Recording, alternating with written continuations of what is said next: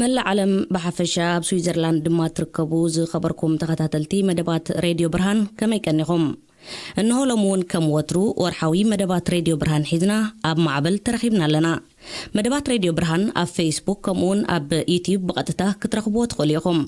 مبارن لومي نعاقاتكم يمهرون يزاناقعنيهم زبلنايم زتفلالي تحسوتات حيزنا قريبنا لنا دقيمنا نمكتالكم بخبر نعدم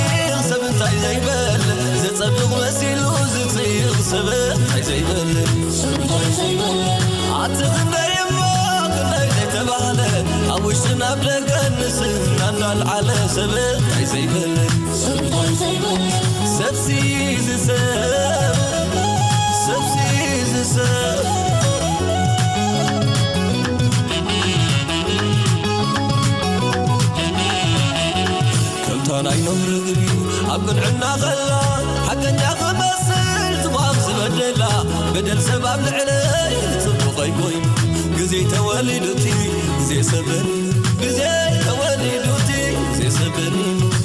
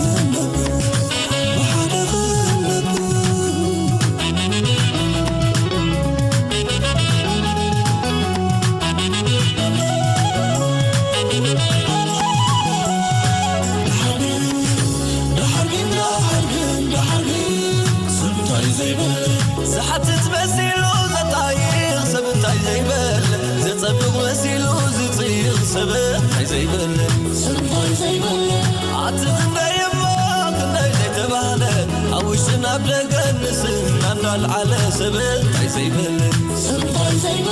سبسيز سبسيز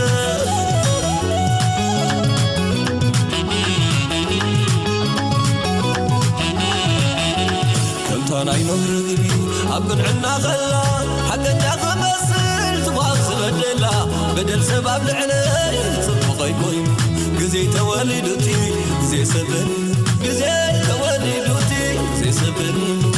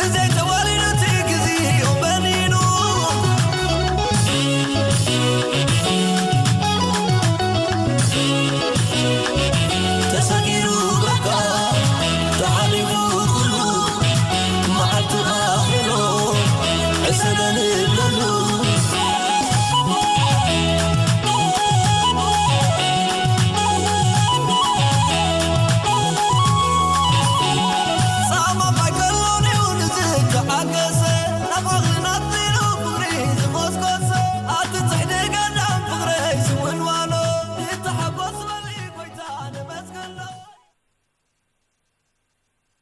كمتي وترو نقربلكم كابزي قصيلو زقرب مدب أتكريو مدب أتكرو نلومي ባህልን ሕብረተሰብን ብዝብል አርእስቲ ግርማ ያስፋሃ አንቂ ያዳሊ ወሎ ናብኡ ከነብሊና ባህልን ሕብረተሰብን ወዲ ሰብ ንነብሱ ኣብዚ ዓለም እዚ ኣምስረኸባ ኣቀዲሙ ዝላለዮ ነገር እንተልዩ ባህሊ ዝብል ሜላ መንባሪው ስለዚ ወዲ ሰብ ብባህሪ ተፈጢሩ ብባህሊ ይነብር ማለት እዩ ባህሊ ግን እንታይ እዩ ዝብል ሕቶ ብንጹር ክምለስ ዘለዎ እዩ ባህሊ ዘይዕረቕ ግጭት አንጻር ባህሪ እዩ ኣብ መስርሕ መንባር ባህሪ ክሳዕ ዘሎ ባህሊ ዘይብሉ ሕብረተሰብ ክህሉ ዝሕሰብ ኣይኮነን ኩሉ ትሰብ ከም ሰብ ሕብረተሰብ ከም ሕብረተሰብ ህላውኡ ንምውሓስን ቀጻልነቱ ንምርግጋጽን ንባህርያዊ ተጻብኦታቱ ንምክልኻልን ንምስዓርን ዝኽተሎ ጥበብ ማሕበራዊ ግንዛቤታት ዝውክል መልክዕ ወይ ኣገባብ ኣነባብራ እዩ ባህሊ ነጸብራቕ ማሕበራዊ ኣቃውማን ነጸብራቕ ማሕበራዊ ኣረዳድኣን ኣመለኻኽታን ንሓደ ሕብረተሰብ ስለ ዝኾነ ኸዓ ባህሊ ኩሉ ሕብረተሰብ ኣብ መስርሕ ምንባር ዘዘውትሮ ተመክሮን ጥበብን ንምንባር ዘርእዮ ወይ ዝኽተሎ ሜላ ዝገልጽ ህይወታዊ ስምዒት እዩ ዘገምታዊ ጥርናፈ ደቂ ሰባት ዝፈጠሮ ነፍሲ ወከፍ ሕብረተሰብ ማሕበረ ኣቃውምኡን ባህላዊ ኣነባብርኡን ከምኡውን ደረጃ ኣወዳድብኡን ነናይ ገዛእ ርእሱ ድሕረ ባይታና ማዕባብላን ክህልዎ ግድን ስለ ዝኾነ ኸዓ ባህሊ ካብ ሕብረተሰብ ናብ ሕብረተሰብ ክፈላለ ናይ ግድን ይኸውን ስለዚ ኸዓ እዩ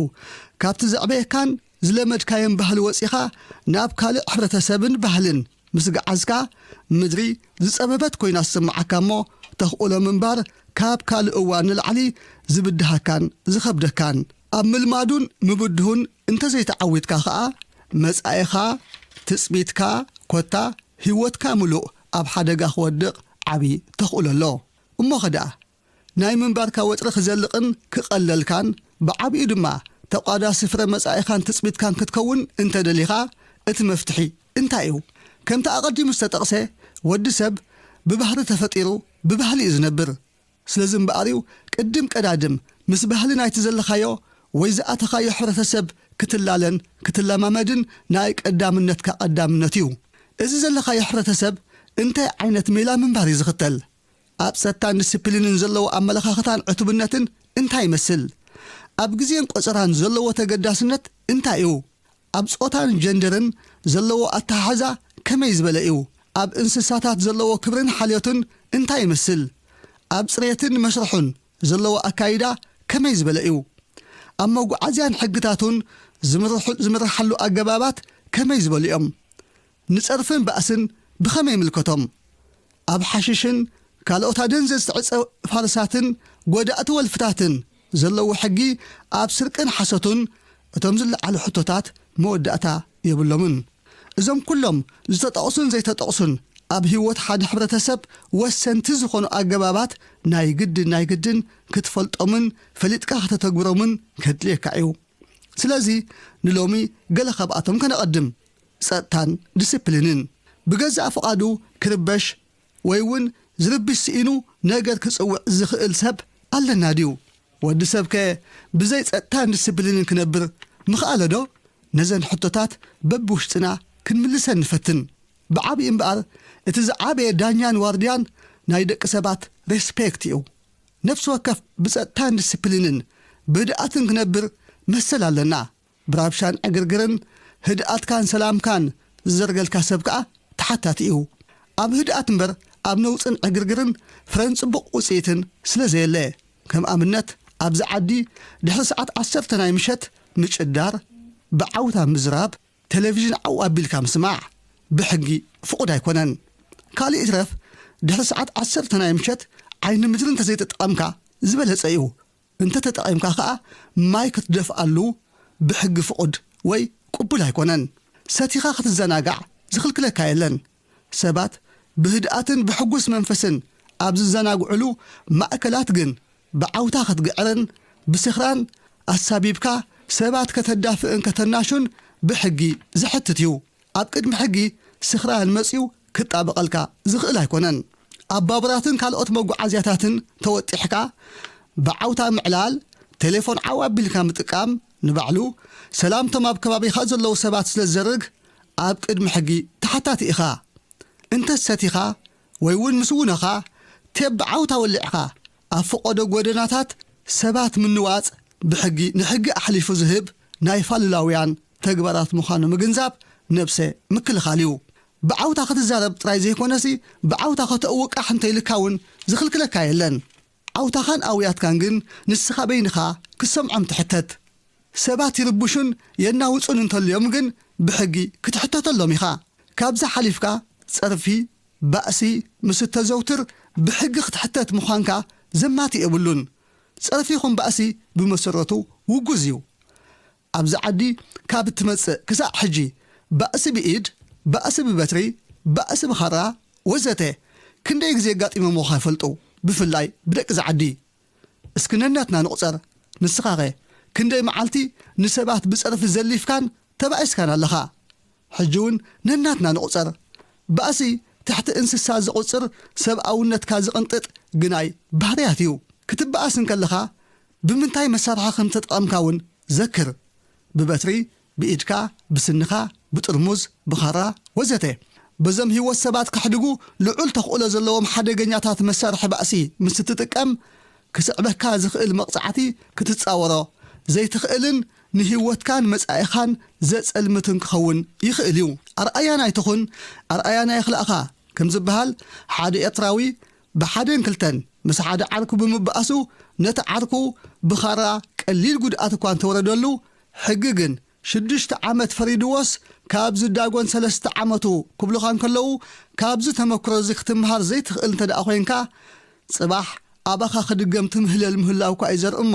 ክትልብም ይግባእካ። ብዝተፈላለየ ገበናት ኣብ ቀይዲ ምስ እትኣቱ ክሳዕታ ፍርድኻ ወዲእኻ ካብቲ ቤት ማእሰርቲ እትወፅእ ወይ ትሰናበት ኩሉ ህይወትካ ኣብ ታሕቲ ተቐይድካ ዘሎ ቤት ማእሰርቲ እዩ ዝእለ። ገዛኻ፣ ክዳንካ፣ መግብኻ፣ ዓራትካ ኮታ ኩሉ ትዘድልየካ በቲ ምምሕዳር ናይቲ ቤት ማእሰርቲ እዩ ዝቕረበልካን ዝግልገለልካን። ፍርድኻ ወዲእኻ ካብቲ ቤት ማእሰርቲ ምስተፋነኻ ግን ኩሉቲ ኣብቲ ቤት ማእሰርቲ ዝተገልገልካሉ ወፃኢታት ተደማሚሩ ንዝመፀካ ዕዳ ሰሪሕካ ክትከፍሎ ሕጊ ከገድደካ እዩ። ናፃ ምሳሕ ዝበሃል ከምዘየለ ክንገረካ እዩ። ካብቲ ቤት ማእሰርቲ ክንዲ ዝጸናሕኻ ጽናሕ እቲ ቤት ማእሰርቲ ካብ መዓልቲ ናብ መዓልቲ ይእውደካ ምህላው ክትግንዘብ ይግባእ። ምበኣስካ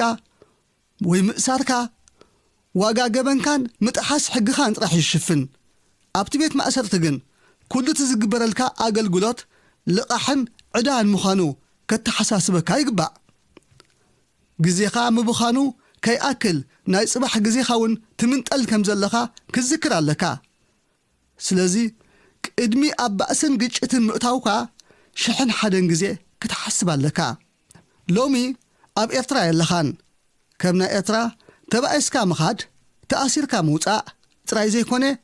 ኣብዚ ዝሓለፈ ዓመት ገለ ኤርትራውያን ብጉጅለ ተባኢሶም ከከም ገበናቶም ሓፂርን ነዊሕን ተቐይዶም ዝወፁ ኣለውና። እንተኾነ ድሕሪ ምውፅኦም ዕዳታቶም ደድሕሪኦም ስዒብዎም ኣሎ። ካብ 9,500 ክሳብ 16,000 ፍራንኪ ዕዳ ናይቲ ቤት ማእሰርቲ ስለ ዝመፆም ክኸፍልዎ ሕግግ ይብሉ ኣለዉ። ስለዚ ንጸጥታን ድሕነትን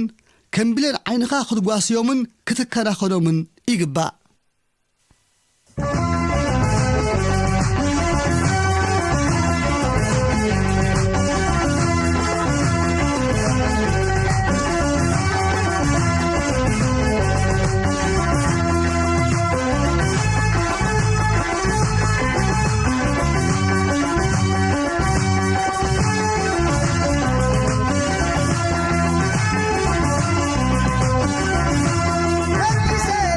Come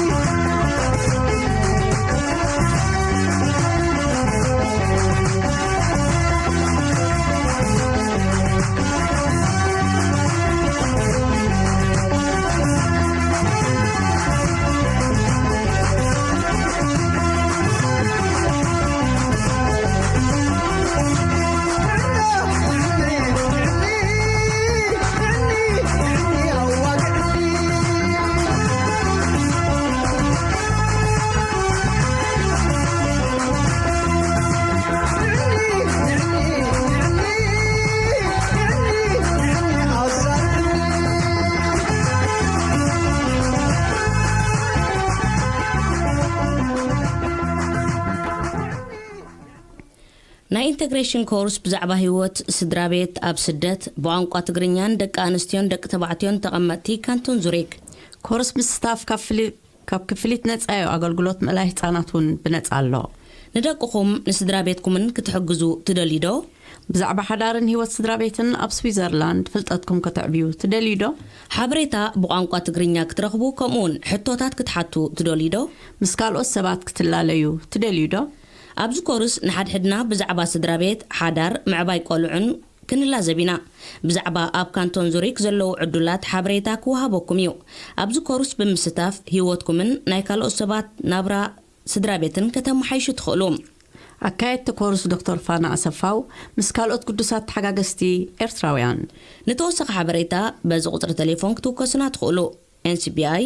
044 72 11 ባዶ 5 ባዶም ዕለትን ቦታን ካብ ዘን 4 ዕለታት ሓንቲ እታት ትጥዕመኩም ዕለት ምረፁ ቀዳም ዕለት 29 ወርሒ 10 2016 ካብ ሰዓት 13 ክሳብ 18 ቦታ ኳርቲር ትረፍ ሃርዳው ቡልንገን ስትራሴ 63 ዙሪክ ቀዳም ዕለት 3 ወርሒ 10 2016 ካብ ሰዓት 13 ክሳብ 18 ቦታ ገዘት ሽንድለር ጉት ክሮነን ስትራሴ 12 ዙሪክ ቀዳም ዕለት 21 ወርሒ 1 2017 ካብ ሰዓት 13 ክሳብ 18 ቦታ ኳርቲር ትረፍ ኣኩ ኦቶ ሹትስ ቬግ 9 ዙሪክ ቀዳም ዕለት 4 ወርሒ 2017 ካብ ሰዓት 13 ክሳብ 18 ቦታ ብሕጂ ክንገረኩም እዩ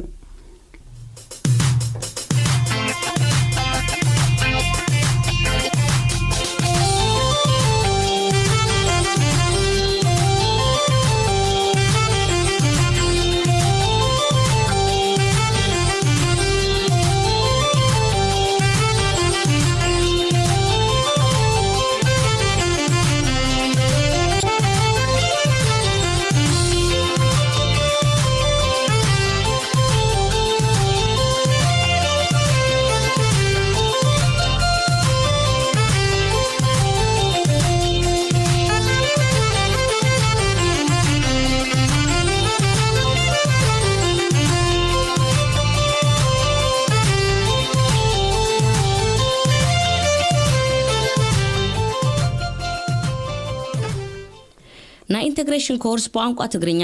ንደቂ ኣንስትዮን ንደቂ ተባዕትዮን ዕድመ ካብ 17 ክሳብ 25 ዓመት ወረቐት F ወይ በዘለኩም ተቐመጥቲ ካንቶን ኣርጋው ዝኾንኩም ኣብ ዝመረጽኩም ቦታ ኣራው ወይ ድማ ባደን ኮርስ ንመንስያት ብዛዕባ ናብራ ኣብ ካንቶን ኣርጋው ኣብ ዝምንባር ከመይ ይመስል ንኤርትራውያን ዝኸውን ኣብ ስዊዘርላንድ ዘሎ ተኽእሎታት ጽቡቕ ርድኢት ክህልወኩም ትደልዩ ዶ ብዛዕባ ገንዘብ ናይ ስዊዘርላንድ ቤት ጽሕፈታት ስራሕ ጥዕናዊ ሕቶታትን ካልእን ክትሓቱ ትደልዩ ዶ ፍልጠትኩም ብዛዕባ ህይወት ኣብ ገማይ እንደኹም ኣብ ካንቶን ኣርጋው ከተዕብዩ ትደልዩ ዶ ሓበሬታ ብቋንቋ ትግርኛ ክትረኽቡን ሕቶታት ክትሓቱን ትደልዩ ዶ ምስ ካልኦት ሰባት ክትላለዩን ሓጎስ ክትረኽቡን ከ ትደልዩ ዶ እዚ ኮርስ ንመንስያት ካብ 17 ክሳብ 25 ዓመት ንዝዕድሚኦም ተቐማጦ ካንቶን ኣርጋው መንበር ፍቓድ B ወይ ከዓ F ንዝሓዙ ጥራይ ይምልከት እዚ ኮርስ ክፍሊት ብነፃ እዩ ዕለትን ቦታን ካብ ሰዓት 18 ክሳብ 21 ምሸት ኮርስ 1 ኣራው ረቡዕ ምሸት ዕለት 9 ወርሒ 11 16 ወርሒ 11 7 ወርሒ 12 ከምኡን ሶኒ ምሸት ዕለት 21 ወርሒ 11 ዕለት 28 ወርሒ 11 ዕለት 12 ወርሒ 12 ኮርስ 2 ባደን 5 ምሸት ዕለት 3 ወርሒ 11 ዕለት 10 ወርሒ 11 ዕለት 17 ወርሒ 11 ዕለት 24 ወርሒ 11 ከምኡን ዕለት 15 ወርሒ 12 ዕለት 22 ወርሒ 12 ኣርእስታቱ ከም ኤርትራውያን መንእሰያት ኩነታት ህይወት ኣብ ስዊዘርላንድ ኣወንታዊ ውህደት ናይ ህይወት ፕሮጀክት ንጥዕና ግብረ ጾታን ዝምልከት ንደቂ ተባዕትዮን ደቂ ኣንስትዮን በበይኖም ርክባት ምስ ገንዘብ ርክባት ምስ ኣልኮል ምክልኻል ገበንን ካልኦትን ንጥፈታት ቋንቋ ትምህርቲ ስራሕ ዕድላት ምጥቃም ንኻልኦት መንእሰያት ኣርኣያ ምዃን ወይ ከዓ ኣብነታዊ ምዃንን ኣብዚ ኮርስ ንሓድሕድና ብዛዕባ ናብራ ከምኡን ብዛዕባ ባህላዊ ፍልልያትን ተመሳሳልነትን ክንላዘቢና ሓበሬታ ብዛዕባ ናብራ ኣብ ካንቶን ኣርጋው ክትረኽቡ ኢኹም ናታትኩም ሓሳባትን ተመክሮን ከተምጽኡን ትኽእሉ ኢኹም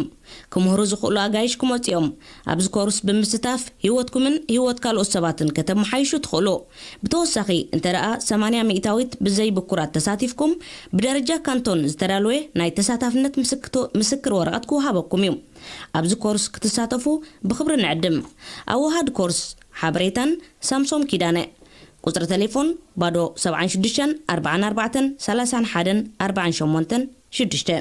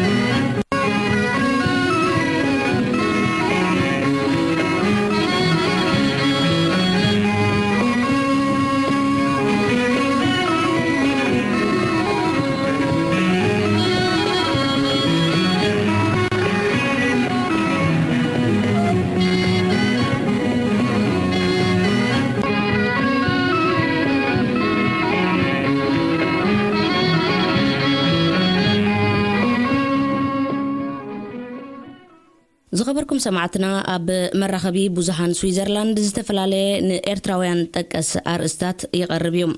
ንሎሚ ንገለ ካብ ትዕዝብታቱ ዓብዱ መሐመድ ዓንዱ ዝጽሓፎ ጽሑፍ ሳባ ከተቕርበልና ኣብ ገጻት ጋዜጣታት ስዊዘርላንድ ከም መዛረብ ኣርእስቲ ኮይኑ ክወጽእ ዝወርሐ ኤርትራውያን ስደተኛታትን ናይ መስተባህሪኦም እዩ ኣብዚሕ ከም ስታይን ጸጥታ ከባቢ ከምዝራግን ንነበርቲ ስጋት ይፈጥረሎም ከም ዘሎ እቲ ጽሑፋት ይረድእ ጋዜጣ ስቫንዚግ ሚኑተን ኣብ ቅድሚ ወርሕን 2 ሰሙንን ዘውጻኣቶ ሕታማ ሓንቲ ነባሪት ሄርሳው ዝኾነት ኣደ ድሕሪ ደጊም ህፃናትና መዘናግዒ ቦታታት ወይ መናፈሻታት ኣይክጻወቱን እዮም ከም ዝበለት ትጠቅስ ምኽንያቱ ትብል ታደ ሓተት ዕቕባ ከምባራት ይጥቀሙሉ ኣለዉ ትብል ኣብቲ ነቲ ጽሑፍ ኣሰኒዩ ዝተሓት መስእሊ ድማ ምስሎም ንኤርትራውያን ዝመስል መንእሰያት ባኮ ቢራ ኣብ ቅድሚኦም ኣቐሚጦም መስተ ክጭልጡ የርኢ መስተ ምስታይ ክልኩል ከም ዘይኮነን ዝኾነ ሰብ ክሰቲ መሰል ከም ዘለዎን እኳ ኣብቲ ጽሑፍ ዝሰፈረ እንትኾነ ኣብ ጨውቀትሪ ኩሉ ሰብ ኣብ ስራሕ ዝጽመደሉን ዝጓየየሉን ሰዓታት ካብኡ ናብኡ ድማ ህፃናት ኣብ ዝዘናግዑሉ ቦታታት ባኮታት ናይ መስተ ሒዝካ ምስታይ ዝሕንኽ እዩ ኣሽንኳይዶ ኣብ ስደት ዓዲ ጓና ካብኡ ናብኡ ኣብ ውሽጢ ሃገርና እኳ ኣብ ዝኸድናዮ ከባቢ ክንመሳሰል ሓኾት ከም እንብል ዝስሕቶ የለን ናይ ምብላዕን ምስታይን ኣጋባባትን ስርዓትን ካብቲ ምስ ከባቢና ከወሃደና ዝኽእል መስርሕ ህይወት ስለ ዝኾነ ድማ ክንክተሎን ከነስተብለሉን ይግባአና ሓደ ካብ መሰራሕትና ክዕልልን ከሎ ሓደ ለይቲ ሰዓት 10 ኣብ ባንሆፍ ወይ መዋፈሪ ባቡራት ሰባት ዓው ኢሎም ክስሕቁ ሰሚዐ ኣብ ከውሊ ስለ ዝነበሩ ምስሎም እኳ እንተዘይረኣኽዎም ኤርትራውያን ክኾኑ ኣለዎም ኢለ ምስ ውሽጠይ ዝሓስክዎ ምጉት ከይወዳእኩ ድማ ምስቶም ዝስሕቁ ዝነበሩ ጎፍ ንጎፍ ተራኸብና ጥርጣረይ ቁኑዕ ነይሩ ይብል ሶኒ ኣብሶሉት ዘውግሕ ካብ ናይ ስራሕ መዓልቲ ናብ ካልእ ናይ ስራሕ መዓልቲ ዘሰጋግር እዩ ድሕሪ ሰዓት 10 ብዘይካቶም ብእብረት ዝሰርሑን ውሑዳት ዕሉላት ሰኽራማትን ተንከስ ዝብል ፍጡር ኣይረአን እዩ እቶም ገናን ከባቢና ክንመሳሰልን ክንወሃሃድን ዘይከኣልና ድማ ከይተረዳእና ከባቢና ንዘርግን ናይ ክፍኣት ኢድ ናባና ከም ተዋጣወጥ ንገብራን እቲ በብግዚኡ ዝወጽእ ዘሎ ኣኽራሪ ርእይቶ ፖለቲከኛታትን ተሪር ሕግታትን ከዓ መበገሲኡ ባህርናን ኣካይዳናን ምዃኑ ምግንዛብ የድሊ ኣብታ ቅድሚ 45 መዓልታት ዝተሓትመት ጋዜጣ ስቫንዚግ ሚኑተን ክንምለስ ሓደስቲ ስደተኛታት መልሲ ከይተዋህቦም ነዊሕ ግዜ ክምጽበዩን ናይ ስራሕ ትምህርትን ዕድሎምን ኣዝዩ ጸቢብ ምዃኑን ብምጥቃስ ከም ፍታሕ ዝወስድዎ ወይ ከዓ ካብ ዓቕሊ ጽበት ዝተበገሰ መስተ ኣብ ምስታይ ግዜኦም ከም ዘሕልፉ ትትንትን እንተኾነ ከም ማንም ወዲ ዓዲ ኣብ ገዝኦም ወይ ኣብ ኣብያተ መስተ ዘይምስታዮም ብኸባቢኦም ይጽልኡ ምህላዎም ተረድእ ኣብ ካልእ ጋዜጣውን ኣብ ሓደ መርዓ ኤርትራውያን ልዕሊ 20 ፖሊስ ተጸዊዖም ብዝብል ኣርእስቲ ኣብቲ ውራይ ብዝተፈጥረ ዕግርግርን በኣስን ጸጥታ ከባቢ ከም እተዘርገን ክንድዚ ዝኣክል ሓይሊ ፖሊስ ምጽውዑ ዘደንጹ ምዃኑን ተጻሒፉ ኣብ ግዜ ሓዘናን ሓጎስናን ብእነርእዮም ምትሕግጋዝን ምትሕብባርን እንልለ ክነስና ንዓና ሓሊፉ ንኸባቢና ዝዘርግ ፍጻሜ ዘኽዕብ እዩ ኣብ ከባቢ ኣብያተ ጽሕፈትን ናይ ሞያ ማእከላትን ኣብያተ ትምህርትን ዝርከብ መናፈሲ ቦታ ኣብ ናይ ስራሕ ሰዓታት ክጽሙ ኣብ ናይ ዕረፍቲ ግዜ ድማ ደቃይቅ ክዕርፉ ብዝወጹ እንተተመልአ ንቡር እዩ እዞም ንዕረፍቲ ዝወጹ ሰባት ልዕሊ ሓንቲ ጥርሙዝ ወይ ሓደ ታኒካ መስተ ክሕዙ ኣይትዕዘብን ከም ልምዲ ናይቲ ከባቢ ብባኮታት ዝመልአ ኣልኮላዊ መስተ ሒዝካ ምስ ዝዕዘቡኻ ምስ ጥዑያት ክቆጽሉኻ ኣይክእሉን እዮም ኣብቲ ጽሙዋ ዝሰፈኖ ሰዓታት እንትኾኑውን ኣብቲ ዕዝብቲ ብዙሓት ኢኻ ተኣቱ ኣብ ናይ ስራሕ ሰዓታት ስራሕ ኣልቦ ምዃንካ ምሕባርካ ከይኣክል ቆልዑት ኣብ ዝዘናግዕሉ ማእከላት ብስኽራን ዕብድብድ ምባል ክሳብ ክንደይ ሃሳይ ምዃኑ እቲ በብእዋን ዝወፅእ ዘሎ ተረርቲ ሕግታት የነጽር ድሮኳን ዝበዝሑ ትሕቲ ዕድመ ኤርትራውያን ካብ ዝሓለፈ ወርሒ ሰነ ጀሚሩ ኔጌቲቭ ይወሃቦም ኣሎ እዚ ነቶም ሓደገኛ ጉዕዞ ሰሃራን ባሕርን ሰጊሮም ኣብ ሰላም ዝሰፈኑ ዓዲ በፂሕና ዝብል መንእስያትና ሃሳይ ምዃኑ ዝስሓት ኣይኮነን ስዊዘርላንድ ጥራይ ዘይኮነት ኩለን ስደተኛታት ዘእንግዳ ሃገራት በብኡንዋኑ ዘውፅኦ ዘለዋ ሕግታት ንረብሐንን ረብሓ ዜጋታተንን ዘቐድም እዩ ኣብ ከምዚ ሃዋህው እምበኣር ናብራ ሓደስቲ ስደተኛታት ኣዝዩ በዳህ ይኸውን ከምቲ ባሕርን ጣሕርን ጥሒሱ ዝመጽእ ኣብታ እግሩ ዘንብረላ ሃገር ወይ ንኽተዕቅቦ ዝመረፀ ሃገር ብቋንቋን ስራሕን ቅልጡፍ ምዋሃድ እንተዘይርእዩ ቀዳማይ ተሃሳይ ዝኸውን እምበኣር ንሱ እዩ ብኣጠቓላሊ ከምቲ ደጊምና ንላበኦ መስተንካልእ ንጸጥታ ከባቢ ዝዘርግ ባህርያትን መለለይና ክንዲ ዝኸውን ብትምህርትን ሞያን ብምልከት ቋንቋን ውህደት ኣብ ማሕበራዊ ህይወት ስዊዛውያን ክንጽዋዕ ንምሕፀን ከምቲ ሓደ ኤርትራዊ ብጽቡቕ ስነ ምግባርን ትምህርትን ኣብ ዝስመየሉ ዘኹርዓካ ብመስተን ዕብዳንን ብባእስን ኣምባጋሮን ዝልለ ኤርትራዊ ምዝህሉ ከም ዝሕፍረካን ዝሕስረካን ዘይርድኦ ሰብ የለን ስለዚ ብፍላይ መንእስያት ዘለና ግዜ ብግቡእ ኣመቃሪሕና መጻኢ ዕድልና ብሩህ ክንገብር ቀዳሞት እንሕተት ንሕና ኢና ንዕድልና ኣብ ኢድ ካልኦት ኣንቢርና ተጸበይቲ ምስ እንኸውን ተጣዒስናውን ክንመልሶ ኣይንኽእልን ኢና وقبضنا تقسي من أبقاتاقي ومن يم تنسي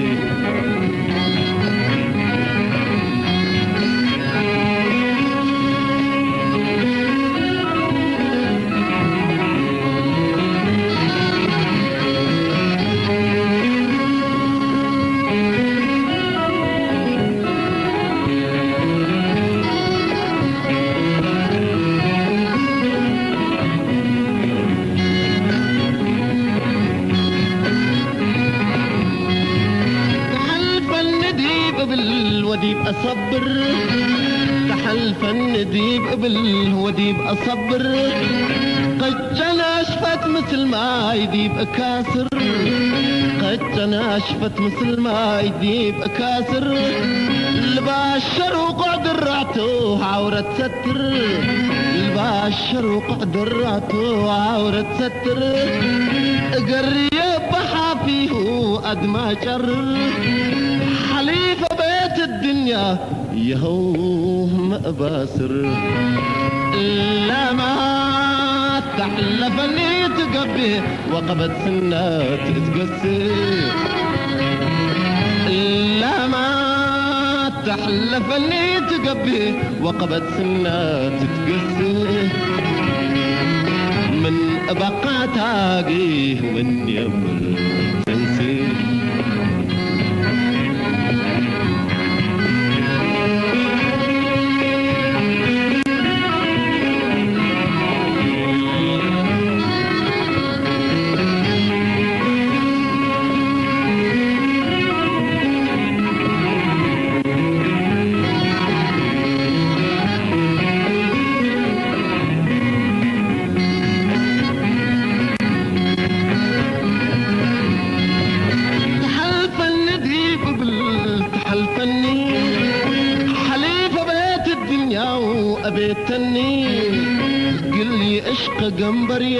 صاررني Radio Lora, Radio Lora, Weltempfänger 97,5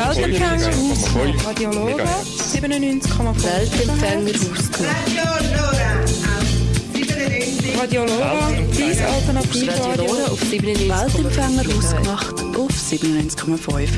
MHz. زغبركم سمعتنا زتكتاتلو زلكم ب97.5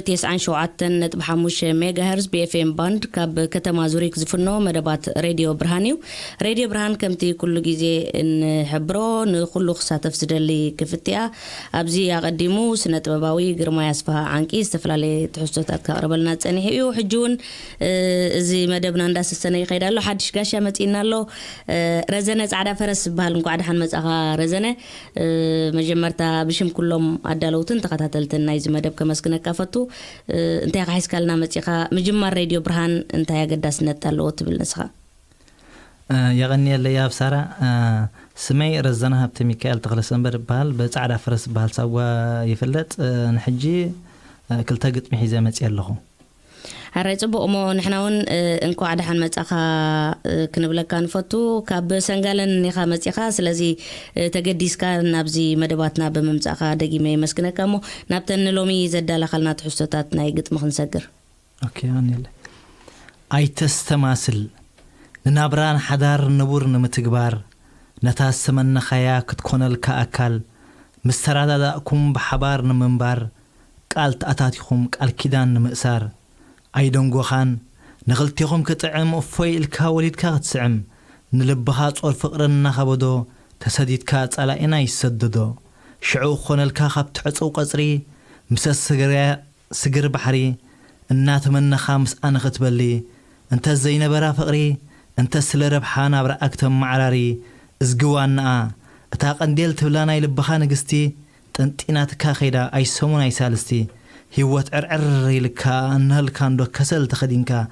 ዕድልካ ምስአ ከም ዝሃደመ አጆኻ ባይተ ሰማሰላይ ትኮራመ አይትሕረራ ባይካ ይጨነቆ ንሽግር ተመዝገን ያትሕምቆ ቅድሚኡ ግን ነብስኻ ፈትሻ ከይህልወካ ዕዳ ግብርኻን ልሳን ካን ጸኒሐን ዶማንታ ከምዝ ተኾይኑ ተዘይቀንጠጥካ ክብረታ ናትካ ዝበላ ሒዝልካ ኣሎ ጎይታ هراي صبو نغلطيوم تنقفيا سلازي نابتا كاليتي كنبل كابز خمزي احنا ماچم كلاتنا توحيدنا تفايرنا كنبر تحبر قطميا سلازي نابتا خليت خنسغر فتاو ديو ببرتع مقالح بدمص نغودا كبركوات خنين ولاديتنا دا كم تفقر لوهاتا معرتي كباخات منيتا مقدونيرو تدخنلا والتا عركتغن እና ነበርካብት ነቢረ ዝባሃሎ ባህግኻናር አኻዮ ክጋድ ብተሎ መንኮን አንቀጸካ ጉቡካ ክትሰግሮ ኮታ ወላዲትካ በሁሉ ሙሉ ከም ዘይጣዓማ በስውር ዝንገር መጠና ይሕሰማ ማዳብ ገጻ ወግሕ ጽብሐ ዝያዳ ንቡርና ተራብሐ አይተዓወት ካላን ዜሮ ይትቁጽሪ ዝባናይ ኮንካያን ሸኸማ ዘብሪ ስለዚ ግብር ዘይተሓወሶ ተቀሰምካ ምህሮ ነደይ ፈትወያ ተበልካ ምንም ይቀበሎ አራይ ደጊምና ነመስግነካ ረዘነ ጻዕዳ ፈረስ አብ ቀጻልውን ምስካልኦት ተስተታትካ ክንራኸብ ተስፋ ገበር ንኹሎም ብሽም ኩሎም ተከታተልትን አዳለውትን መደባት ሬዲዮ ብርሃንካ የመስግነካ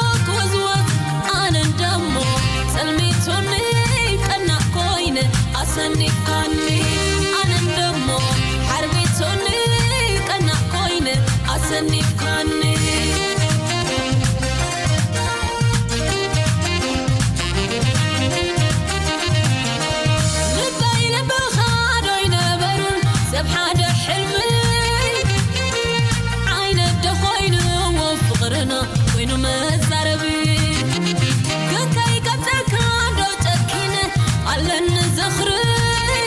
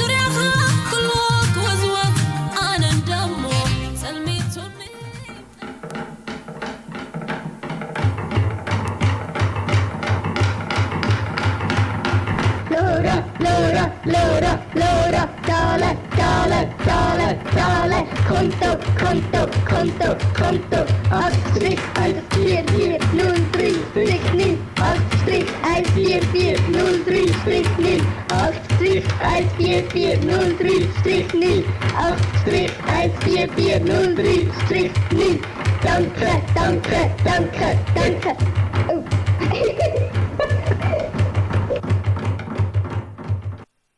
ኣብ ዝተፈላለዩ ከባቢታት ትርከቡ ዝኸበርኩም ተኸታተልቲ መደባት ሬድዮ ብርሃን መደባትና ትከታተሉ ክትሉ ብተስፋ እናተጸበና ናይ መወዳእታ ትሕዝቶና እምበር ዕዱም ሬድዮ ብርሃን እዩ ዕዱም ሬድዮ ብርሃን ሳምሶም ኪዳን ሒዝልና ቀሪብሎ ሳምሶም ናብ ጋሻኻ ከነብል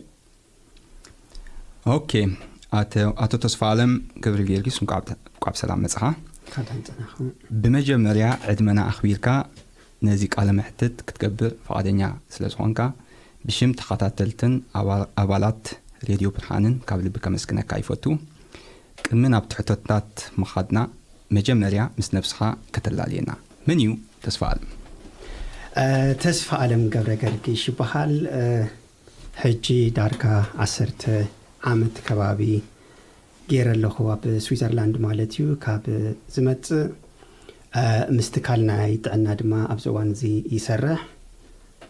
ኣብ ዛዕዲ ድማ ተማሂረ ትምህርቲ ወዴ ጽቡቕ ሕጂ ኣብ ስቱዲዮ ራድዮ ብርሃን ንርከብ ኣለና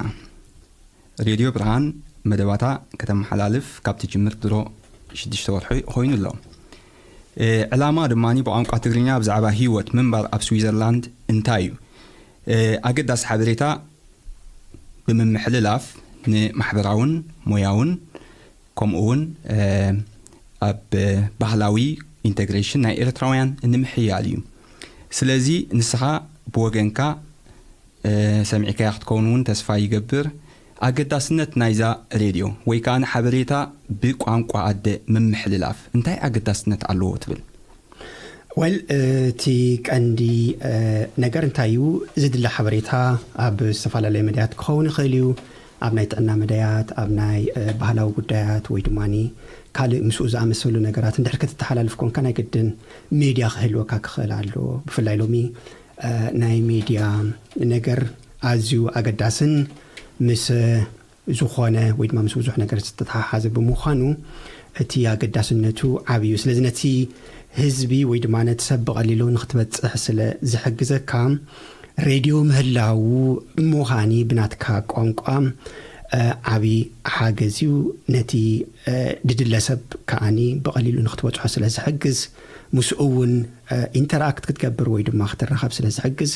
ኣዝዩ ሓጋዝ እዩ ሓደ እዋን እውን ሰሚዐዮ ስለ ዝነበርኩ እቲ ፕሮግራም ኣዝዩ ትሕዝቶ ዘለዎ ጽቡቕ ዝኾነ ተስፋ ዝህብኒ ዝመጽእ ማለት ብምዃኑ ደስ ዝብል እዩ ዋላ ኣብቲ መጀመርታ ክሕሰብ ከሎ ኣብቲ ሓሳብ ክምዕብል ከሎ እውን ተሓቲተ ስለ ዝነበርኩ ኣገዳስነቱ ዓብዪ ከም ምዃኑ ክቕፅል ወይ ድማኒ ክምስረት ከም ዘለዎ ደገፈይ ሂበ ነይረ ምስ ሓደ ነጥብ ስለዚ ኣዝዩ ኣገዳሲ ዝኾነ ነገር እዩ ጽቡቕ ብጣዕሚ ኣብ ኢንተግሬሽን እውን ሓጋዚ ምዃኑ ንሕና እውን ንኣምን ኢና እስኪ ንድሕሪት ክመልሰካየ ብዛዕባ ናይ ኢንተግሬሽን ተመክሮኻ ኣብ ስዊዘርላንድ ከንዕልል ኢና ከም ዝገለጽካለይ ከባቢ 10 ዓመት ኣብ ስዊዝ ጌርካ ክትመጽእ ከለኻ እንታይ ቡድሆታት ኣጋጢሞምካ ንስኻ ብኸመይ ነቶም ጸገማት ሰጊድካዮም ኩላና ከም ንፈልጦ ካብቶም ሓደ ካብቶም ዕዉታት ኤርትራውያን ኣብ ስዊዝ ዘለዉ ብምዃንካ መጠን ነዞም ሕጂ ዝመፁ ዘለውን ብሓፈሹ ኣብ ግምት እቲኻ እንታይ መልእኽቲ ከተመሓላልፍ ትኽእል ሕጂ ተስፋለምቲ ኣብ ዝዓዲ ምስኣተወ ሰብ ኩሉ ነገር ከምዚ ስሙዝ ወይ ከዓ ኩሉ ነገር ለማፅ ኮይኑ ስለ ዝፅበዮ ንስኻ ግን መጀመርታ ምስ መጻኻ ኣብ ዝዓዲ ምስኣተኻ ብዙሕ ብድሆታት ኣጋጢምካ ኸውን ስለ ዝኽእል ኣብ ዝዓዲ ከዓ ሕጂ ብብዙሕ መንእስያት ከዓ መፁ ስለ ዘለዉ ቶም መንእስያት ከዓ እቲ ተፅቢቶምን ክውንነት ኣብ ዝዓድን ይራፀሞም ስለ ዘሎ ብኸመይም ናይ ብሓቂ ክገጥምዎ ዘለዎም ምስትናትካ ኣብ ዝዓዲ እቱ ምስ በልካ ዘጋጠመካ ሽግራታት ተኣሳሲርካ ንምግላፅ ያዘናይ ሳምሶም ሕቶ ጽቡቕ ሕቶ እዩ እንታይ እዩ ካብ ዓድኻ እንድሕር ወፂኻ ኩሉ ስሙዝ ወይ ድማኒ ልሙፅ ክኸውን ማለት ኣይኮነን ብዙሕ ነገር ኣሎ ዘጋጥመካ እቲ ደጋጥመካ ነገር እውን ንመጀመርታ ግዜኻ ማለት ካብ ዓድኻ ወፂኻ ካብ ዓድኻ ትፈልጦ ፀገማት ካልእ ክኸውን ከሎ ኣብ ናይ ካልእ ዓዲ እንድሕሪ መፂኻ ከም በዓል ስዊዘርላንድ ግን ዝተፈለየ ሓድሽ ከመይ ጌርካ ክትከይድ ከም ዘለካ ምስቲ ኩነታት እንታይ ክትገብር ከም ዘለካ ንመን ክትረክብ ከም ዘለካ ናይ መንገዲ ተጠቂምካ እቲ ዝበለፀ እንደገና ጌጋታት ከይትገብር ምስቲ ሓፂር ግዜ ምህላው ምስቲ እቲ ኩነታት ብሙሉእ ክትዕወተሉ ምድላይ ድሓፀረ ወይ ድማኒ ኣዝዩ ኢፌክቲቭ ዝኾነ ብሉፅ ዝኾነ መንገዲ ክትክተል ትደሊ ከምኡ ግን ኩሉ ግዜ የጋጥመካ ማለት ኣይኮነን ንኣብነት ሕጂ ካብቲ ኣብ ፀገም ኣጋጢምኒ ዝነበረን ኢንፋክት ካብ ቅድም እንድሕሪ ናይ ትምህርቲ ድሌት ወይ ድማኒ ቤዝ እንድሕሪ ነርካ ብዙሕ ነገር ክቃለል ይኽእል እዩ እንድሕሪ ዘይብልካ ብኡ መጠን ከዓኒ ትርክብል ይኽእል እዩ ኣብ ናተይ ጉዳይ ክርኢ እንከለኹ ኩሉ ለማፅ ወይ ድማ ብደይ ፀገማት ነይሩ ማለት ዘይኮነ ትምህርቲ ምህላው ማለት ተማሂርካ ምምፃእ ካብ ዓድኻ እውን ዓብ ሓገዝ ከም ዘለዎ ኣብቲ ትምህርቲ እንደገና ትምህርቲ እንድሕሪ ወሲኽካሉ እውን ኣብቲ ተቐባልነት ወይ ድማኒ ኣብቲ ኩነታት ቀልጢፍካ ናይ ምርዳእ ምስቲ ኩነታት ምኻድ ኣዝዩ ሓጋዚ እዩ ስለዚ ምናልባሽ ገሊኡ ቀዳማይ ክፍሊ ጥራሕ ወዲኡ ዝመፅእ ክኸውን ይኽእል ገሊኡ 12 ክፍሊ ወዲኡ ዝመፅእ ክኸውን ይኽእል ገሊኡ ድማኒ ናይ ዩኒቨርሲቲ ዲግሪ ዘለዎ ክኸውን ይኽእል ወይ ድማኒ ማስተርስ ዘለዎ ኮይኑ ግን ኣብዚ ዓዲ ዘይተቐበልዎ ክኾኑ ይኽእሉ ስለዚ ኣብ ዝተፈላለየ መንገድታት ወይ ድማ ኩነታት ስለ እንመፅእ ንናብዚ እቲ ዘጋጥመና ፀገማት ድማ ዝተፈላለዩ ክኸውን ይኽእል እዩ ኣብዚ ክንርድኦ ዝግባአና ድማኒ ንሕና ዝተማሃርና ብትግርኛ ኣብ ዓድና ኣብዚ ክንመፅእ ከለና ድማ ካልእ ቋንቋ ስለ ዝኾነ ወይ ድማ ካልእ ፅሑፍ ስለ ዝኾነ ሓደ ግዜ ዘየንብብ ዘይርዳእ ኢሎም ሰባት እውን ክወስና ይኽእሉ እዮም እንድሕሪ ናይ እንግሊሽ ወይ ድማኒ ናይ ላቲን ቋንቋ ድማ ሕጂ ንፈልጦ እንድሕሪ ዘይነበረ ኮይኑ ስለዚ እንታይ እዩ እቲ ዝዓበየ ፀገም እንታይ ነይሩ ድሌተይ ኣብዚ ክፀንሕ ኣይነበረን ማለት እንግሊሽ ኣብ ናይ ዓድና ናይ ስራሕን ናይ ትምህርትን ቋንቋ ስለ ዝኾነ እቲ ትምህርቲ ድማኒ ብኡ ወዲአ ስለ ዝነበርኩ ኣብዚ ከምኡ ክኸውን ትፅቢት ነይርኒ ጀርመን ምዃኑ ግን ወይ ድማ ፈረንሳ ምዃኑ ግን ሓደ ካብቲ ዓብ በዳህ ነይሩ እዚ ድማ ንኩሉ ሰብ ዘጋጥሞ ይመስለኒ ስለምንታይ ናይ ዓድና ቋንቋ ኣብ ትምህርቲ ንጥቀመሉ እንግሊሽ ስለ ዝኾነ ናብ እንግሊሽ ዝዝረበሉ ቦታታት ንኣብነት ከም በዓል ዓዲ እንግሊዝ ወይ ድማኒ ከም በዓል ኣሜሪካ ዩናይትድ ስቴትስ ማለት ወይ ድማ ኣውስትራልያ ክትከይድ ከለኻ ዓቢ ነገር ክቃለለልካ ይኽእል እዩ ኣብ በዓል ስዊስ ክትመፅእ ከለኻ ግን ቋንቋ ካብ ኑል ወይ ድማ ካብ ዜሮ ኢኻ ትጅምር ድሓር እውን ከምቲ ድለመድናዮ ወይ ድማ ከምቲ ንፅበዮ ኮንታክት ምስ ሰባት ክንገብር ስለ ደፀግም ቋንቋ ድማ ክልመድ ወይ ድማ ብቐሊሉ እንድሕሪ ማስተር ክትገብሮ ኮንካ ናይ ግድን ኮንታክት ክህልወካ ስለ ዘለዎ እዚ ነይሩ ተቐዳማይ በዳህ ኣብቲ ቅድሚት ንትምህርቲ ንስራሕ ንብሙሉኡ ነገር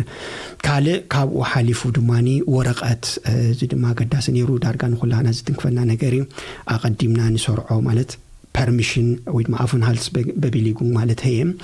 እዚ ኣገዳሲ እዩ ንኽትፀንሕን ንኸይትፀንሕን ወሳኒ ስለ ዝኾነ መብዛሕትኡ ሰብ ኩሉ ግዜ ኣብ ርእሱ ዘቐምጦ ነገር እንታይ እዩ ኣፉን ሃልስ በቢሊጉ ወይ ድማኒ መቐመጢ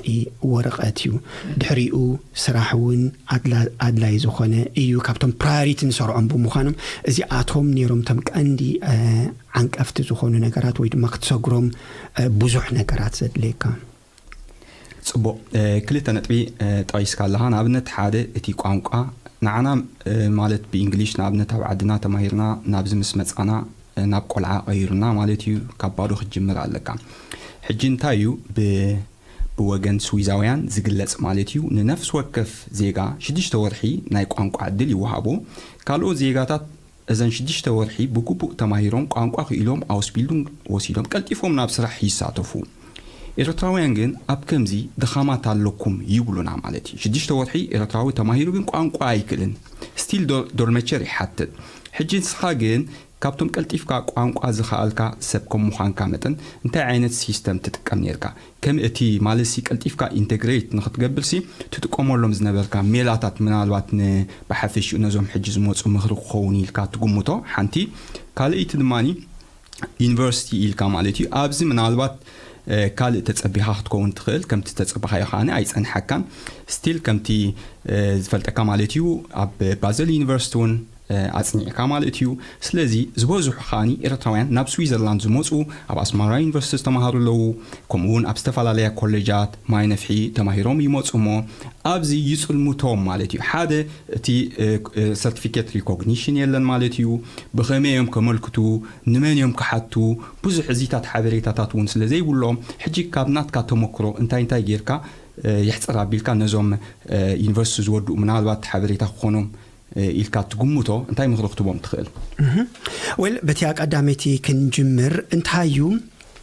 ቀዳማይ ክህሉ ዝግብኦ ነገር ኣባኻ ወይ ድማ ኣብ ሓደ ሰብ ድሌት ክህሉ ክኽእል ኣሎ ኢንፋክት ድሌት ጥራሕ ክኸውን የብሉን ሚስኻ ጻዕርታት ክውስኹ ክኽእል ኣሎ መጀመርታ ንኣብነት ኣነ ከምቲ ኣቐዲመ ዝነገርኩኻ ኣብዚ ናይ ምጽናሕ ዕላማ ይነበረን ስለምንታይ ትምህርቲ ናይ ግድን ክውድእ ዝብል ዕላማ ስለ ዝነበረ ናብዚ መጽ ኣለኹ ትምህርቲ ክውድእ ክኽእል ኣለኒ ትምህርቲ እንድሕር ወዲአ ድማኒ ናይ ስራሕ ዕድል ክኽፈተለይ ይኽእል እዩ ካልእ ይብል ነይሩ ስለዚ እቲ መጀመርትኻ ፕላን ኤን ወሎ ስለዘይተዓወትኩ ናብ ፕላን ቢ ወሪደ ማለት ኣብዛ ዓድን ተኸገብር ክኽእል ኣለኒ ስቲል ታቋንቋ ምጽናዕ ጥራሕ ስለተድልየኒ ናብ ትምህርቲ ከኣቱ ካልእ ድማኒ ከከም ኩነታቱ ከከምቲ ዩኒቨርሲቲ ከከምቲ ናይ ስራሕ ኩነታት ዘጋጥመኒ ክኸውን ይኽእል እዩ ስለዚ ዝኾነ ሰብ ብዘይገድስ ትምህርቲ ሃልይዎ ትምህርቲ ደየብሉ ሰርቲፊኬት ሃልይዎ ሰርቲፊኬት ዘይብሉ ዕላማ ሃልይዎ ድሌትን ዕላማን እንድሕር ሃልይዎ ኣብቲ ናቱ ክበጽሕ ይኽእል እዩ ካብቲ ዕላማ ድማኒ እንድሕሪ ይኸውን ኢሉ መጀመርታ ዝኣምነሉ ኮይኑ ንድሕሪት ወይ ድማ ንየማን ንጸጋም ክብል የብሉን ስጋብቲ መጨረሽታ ክበጽሕ ክኽእል ኣለዎ ንኣብነት ሓደ 12 ክፍሊ ዝወድአ ኣብ ዓድና ናብዚ እንድሕሪ መጽዩ ብፍላይ ድማኒ ኣብ ድሓን ዝኾነ ዕድሜታቱ እንድሕር መጽዩ 16 17 18 19 እንድሕር መጽዩ ብዙሕ ነገራት ዝግበር ነገራት ሃለው እዚ ኣውስቢልዱን ክገብር ይኽእል እዩ ዋላ ካልእ ዓይነት እውን ተኽእሎታት ኣሎ ነዚኣተን ግን ቀንዲ እንታይን ድሌት ክህልወካ ክትክእል ኣለዎ ክትነክስ ክትክእል ኣለካ ብፍላይ ኣብዲ ዓድኻ መጽኻ ድማኒ ተዓዊትካሉን ትኺድካ ነቲ ዘሎ ኩነታት ኣዝዩ ደስታ የምጻልካ ንዓኻ እንደገና ንዓኻ ነብስኻ ትኸውን ንፋሚልኻ ትኸውን ድሓርቡን ናብ ዓድና ምምላስና ስለዘይተርፈና ንዓድኻ ክትከውን ትኽእል ኢኻ ስለዚ ቀንዲ እንታይ ደድሊ ማለት እዩ ድሌትን ኣብቲ ድሌትካ ድማኒ ዕላማኻ ማለት እዩ ኣብኡ ጸኒዕኻ ስጋ መጨረሽታ ፋይት ምግባር ወይ ድማኒ ምቅላስ እዩ ስለዚ ናቲ ኦልሬዲ ሰሪዐዮ ስለዚ መጻኽ ትምህርቲ ናይ ግድን ስለዝበልኩ ትናይ ተኽልተ ዓዲ ናይ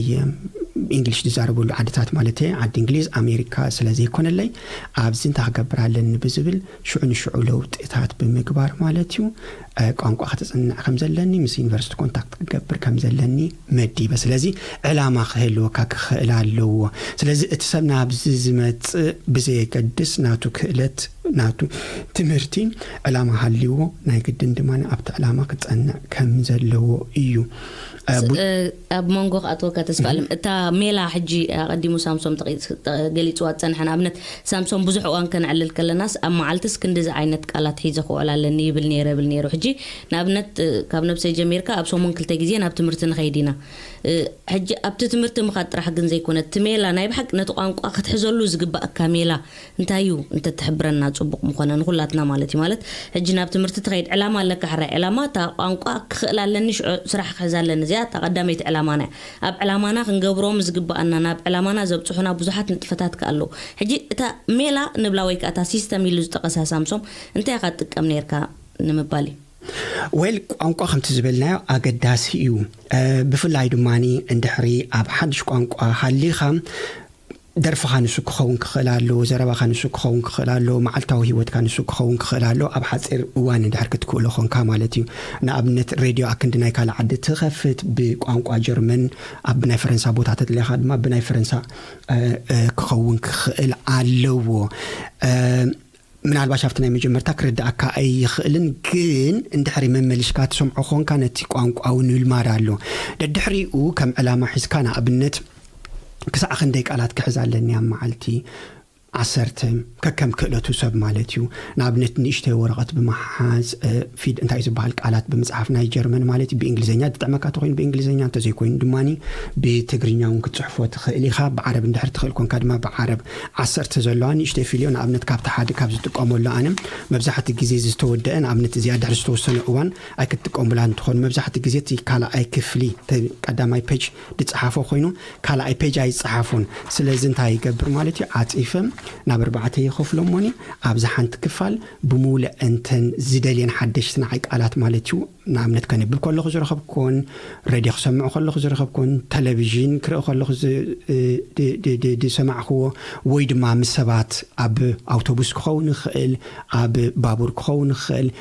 اب زخونه ቦታ دسمع هو نعا يصحف موني ددحريو اب ديكشنري بمرأي مالتيو بملو حساب كرد ايفتن سلازا ام معلتي 10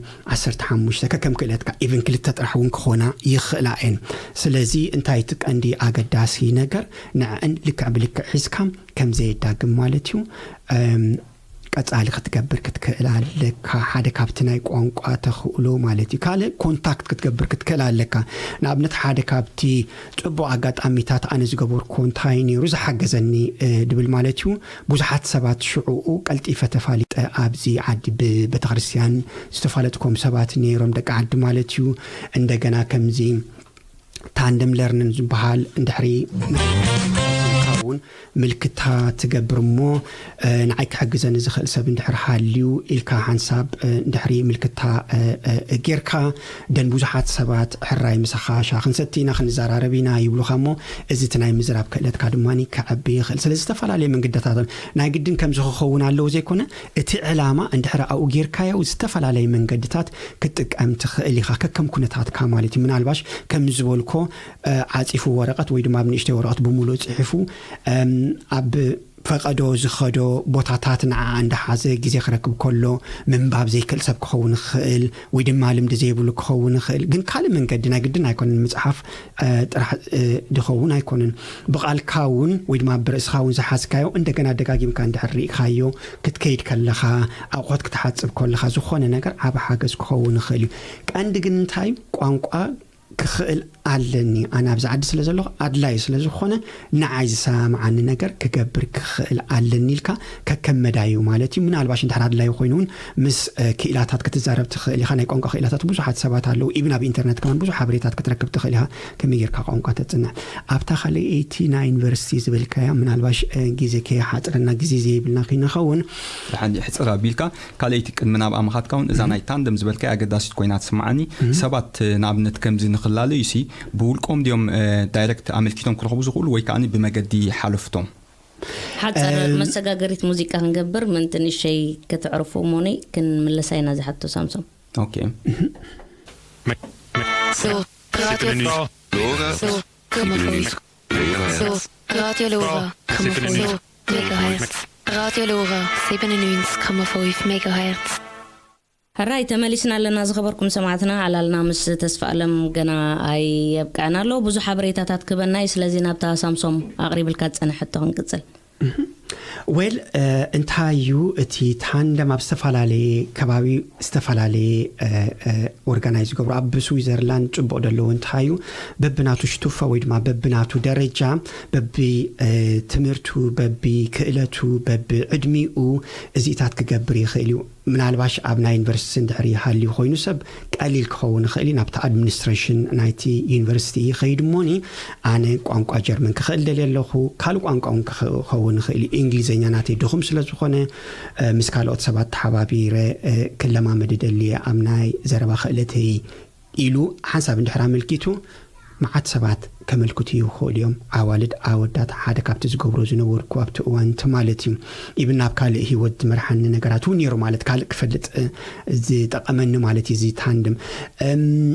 ንኣብነት ሓደ ካብቲ ኣጋጢሙኒ ዝነበረ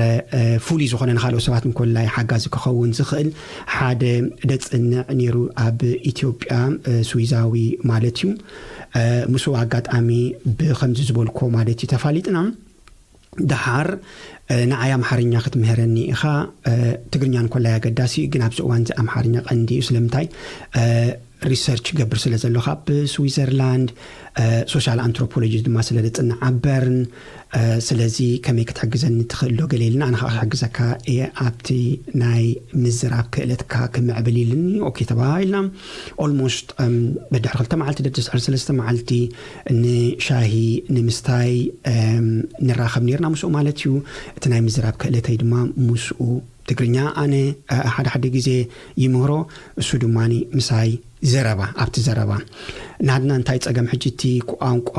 ጽሑፍ ወይ ድማኒ ግራመር ልክዕ ከም በዓል ዶች ከም በዓል እንግሊሽ ኣብ ኢንተርኔት ወይ ድማ መጽሓፍቲ ከም ድሌትካ ክትረኽቦ ስለዚ ትኽእል ኣብቲ ሰብ ሙሉእ ብሙሉእ ዲፐንድ ይኾን ኣብቲ ትምህርቲ ዝህብ ወይ ድማ እቲ ንኽሕግዝ ድልው ዝኾነ ኣብ ናይ ቋንቋ ጀርመን ኣብ ናይ ካልእ ቋንቋታት እንድሕር ሪኢኻ ግን እቲ ግራማቲክ ዝኾነ ኣብ መጽሓፍቲ ክትረኽቦ ትኽእል ኢኻ ኣብ ኢንተርኔት ክትረክብ ትኽእል ኢኻ ብዙሕ ዌብሳይታት ኣለዉ ኦንላይን ክሕግዙኻ ዝኽእሉ ግራማቲክ ዝተፈላለየ ከመይ ጌርካ ሳትስ ባው ከም ትገብር ከምቲ ሰራሕ ማለት እዩ ብዙሕ ኣሎ ቀንዲ ፀገም ግን እንታይ እዩ ኣብቲ ዘረባ ምዝራብ እዩ ስለዚ ትወዲ ኣብዚ ሕግዘኒ ነይሩ ኣብ ናይ ካልእ ኣብ ናቱ ሕጂ ምናልባሽ ልዕል ዝበለ ደረጃ ክኸውን ይኽእል እዩ ኣብ ቤተክርስትያን እንድሕር ከይድካ ንኣብነት ናህና ሰብ ዳርጋ መብዛሕቱ ኣብ ሃይማኖት ዘሎ እዩ ኣስላማይ ክኸውን ይኽእል እዩ ክርስቲያን ክኸውን ይኽእል እዩ ንኣብነት ኣብ ክርስቲያን ውሽጢ እንድሕሪና ካቶሊክ ፕሮቴስታንት ካልኦት ስለ ዘለዉ ኣብዚ ዓዲ ድማ ብቐሊሉ ነዞም ሰባት እዚኣቶም ክትረኽቦም ትኽእል ኢኻ ናብ ቤተክርስትያን ከይድካ ከም ዝድሌት ኣለኒ እንድሕር ኢልካ ክትረክብ ትኽእል ኢኻ ሰባት ኢብን ድበሰሉ ሰባት ዕብይ ዝበሉ ሰባት ከማን ብዙሕ ዝረኣዩ ሰባት ፅቡቅ ጌሮም ክምህሩኻ ዝኽእሉ ምስ ካልእ ኮምፕሊኬትድ ዘይኮነ ነገራት ማለት እዩ ክሕብሩኻ ክሕግዙኻ ይኽእሉ እዮም ስለዚ ብዙሕ ደረጃታት ኣሎ ብፍላይ ድማ ኢንተርኔት እንድሕር ተጠቂምና ኣብዚ ሎሚ እዋን ኦልሞስት ዳርጋ ብሙሉእ ሓበሬታ ኣብ ኢንተርኔት ኣሎ ንኣብነት ሳምሶም ኢለ እንድሕር ሂበ ከማን ኣብ ጎግል እንድሕር ሂበ መን ሳምሶም እንድሕር ቅድሚ ሕጂ ዝኾነ ነገር ገይሩ ኮይኑ ብሙሉኡ ኣብቲ እንታይ ዝበሃል ኣብቲ ጎግል ሰርች ክመፀለይ ይኽእል እዩ ስለዚ ብዙሕ ሓበሬታ ክርከብ ስለ ዝኽእል ዋላ ቁርብ እንግሊሽ ቋንቋ ክኢልካ ኣብ ኢንተርኔት ዲፐንድ ወይ ድማ ኣብ ጎግል ሰርች ምግባል ብጣዕሚ ፅቡቕ ነገር እዩ ብዙሕ ሓበሬታታት ክትረክብ ትኽእል ኢኻ ስለዚ ትታንደም ኣብ ዝተፈላለየ ደረጃ ንዩኒቨርሲቲ ተምሃራይ ጥራሕ ዘይኮነ ንኻልእ ሰብ እውን ርግፀኛ ከም ዘሎ ማለት እዩ ንኣብነት ብቐሊሉ ብናይ ቤተክርስትያን ጥራሕ ከማን ክትረኽቦ ትኽእል ኢኻ ድሕግዘካ ሰብ ካልእ ተወሳኺ እንታይ እዩ እንድሕሪ ኣብዚ ዓዲ ኢንጆይ ክንገብሮ ኮይና ወይ ድማ ክንሕጎሰሉ እንድሕር ኮይና እቲ ሂወት ዋላ ኣብ ናይ ፊሎዞፊ ወረቐት እንድሕር ርኢናዮ ናይቲ ህዝቢ ባህሊ ናይቲ ህዝቢ ቋንቋ ፅቡቅ ጌርካ ኸ ኣሎ ናይ ብሓቂ ደስ ክብለካ እንድሕር ኮይኑ እቲ ሂወት ተዲ ኮይኑ ብሰንኪ ቋንቋ እንድሕር ዘይክኢልና እንድሕር ዘይተራዳዲእና ክንሓርቕ ኢና ደስ ዘይብለና ስምዒት ክመፀና ይኽእል እዩ ስለዚ እቲ ምንባር ኣብዚ እውን ደስ ዘይከብለና ይኽእል እዩ እቲ ቋንቋ እንድሕሪ ክኢልካ እቲ ባህሊ እንድሕር ፈሊጥካዮ ናይ ግድን ኣይኮነን ንኣብነት ሕጂ ፎንዲ ክትበልዕ እንድሕር ደስ ዘይብለካ ኮይኑ ኬዝ ክትበልዕ ደስ ዘይብለካ እንድሕር ኮይኑ ናይ ግድን ኣይኮነን ግን ምፍላጡ ንኣብነት እንታይ እዮም እቶም ቀንዲ ናይ ዝዓዲ ምግቢ ወይ ድማ ንከምዚ ኣረኣእያ ናህና ብኸመይ ይርእይዎ ንሳቶም ኢልካ ምፍላጥ ብጣዕሚ ፅቡቕ እዩ ሓጎስ ምፃልካ እዩ ፅቡቕ ተስፋ ኣለም ኦኬ ኣብ ኩሉ ሓበል ናብታ ካልእቲ ሕቶሞኒ ኣብታ ናይ ዩኒቨርሲቲ ናይታ ሰርቲፊኬት ሪኮግኒሽን ዝበልናያ ድሓር ናብ ካልእ ሕቶ ኦኬ ኣብ ናይ ዩኒቨርሲቲ ኣብ ኣጋጣሚ ዕድል ገይረ ኣነ ኦሪጂናል ሰርቲፊኬት ምሳይ ስለ ዝነበረ ኣውተንቲኬሽን ወይ ድማ እዚ ቤግላቢጉን ዝበሃል ሰርቲፋይ ምግባር ወይ ድማኒ ፍሉጥ ምግባር ኣብዚ ዓዲ ኣብ ዩኒቨርሲቲ ገይረዮ ኣብ ባዝል ዩኒቨርሲቲ ናቶም ክፍል ኣለዎም ብሙሉእ ኣውተንቲኬት ባዕሎም እዮም ገይሮም ለይ ማለት እዩ ግን ቅቡል እዩ ናይ ኤርትራ ዩኒቨርሲቲ ብፍላይ ኣብ ኣስመራ ዩኒቨርሲቲ ዝነበረ ሰብ እንድሕር ኮይኑ ምንም ፀገም የብሉን ንዓይ ንኣብነት ኢፒደሞሎጂ ከፅንዕ ምእንቲ ተወሳኺ 3 ኮርስ ክውስኽ ከም ዘለኒ ዳዕሉ ተነጊርን እምበረይ ካልእ ዝወሰኽኮ ነገራት ኣይነበረን ሙሉእ ብሙሉእ እዮም ተቐቢሎምኑ ማለት እዩ እቲ ናይ ፕላንት ሳይንስ ዝነበረ ናይ ባችለር ዲግሪ ሙሉእ ብሙሉእ እዮም ተቐቢሎም ስለዚ ክፍተታት ክህሉ የብሉን ኣብ ኮምኢታት ብተወሳኺ ግን ኣለዉ ካልኦት ማሕበራት ከም በዓል ቀይሕ መስቀል ካልኦት ዝኣምሰሉ ኢንፋክት በብደረጁ ናይ ዩኒቨርሲቲ ኣይገብሩን ግን ናይ ካልእ ወረቐት ሪኮግናይዝ ወይ ድማ ኣውተንቲኬት ናይ ምግባር ተኽእሎ ኣብኢታት እውን ኣሎ ምሕታት ግን እቲ ዝበለፀ ብፍላይ መብዛሕትኡ ሰብ ሕጂ ሶሻል ኣርባይተሪን ወይ ድማ ኣርባይተር ስለ ዘለዎ ተሓጋጋዚ ስለ ዘለዎ ንሳተን ኮንታክት ምስ ብዙሓት ስለ ዘለዎም እቲ ቀረባ ሓበሬታ ክትረክብ ትኽእል ኢኻ اوكي صبو نابتا تقصل حتوك حلفي نسرح تملكت يا مثلا زيا ابز حجي اوان قصرناي إيرتراويان اب سويسرلاند كبابي 30 كوين لهم إيرتراويان بحفشوا بسرح ديو بفقرنا بمتحققاس بحفشوا بباهلنا بصبو باهلتاتنا كبرتاتنا انفلت حبرات السب كنسنا اب سويسرلاند كرئو خلقين كمزي صحاون سمعو بستفال على ميدياتات كم نقلت نعبنت كاب 10 كاب كلتشعن 10 تغلطن اتحيزنا عند حداني تخطاتي لنايو لعل 800 إيرتراويان اب سويسرلاند زقمطو سوشيال هيلفي امفنجر يمزولنا اذا مالت كاني بمولهم بمنتاي نوبرلو مالتي بزناي سوشيال جنزب مالتي سلازي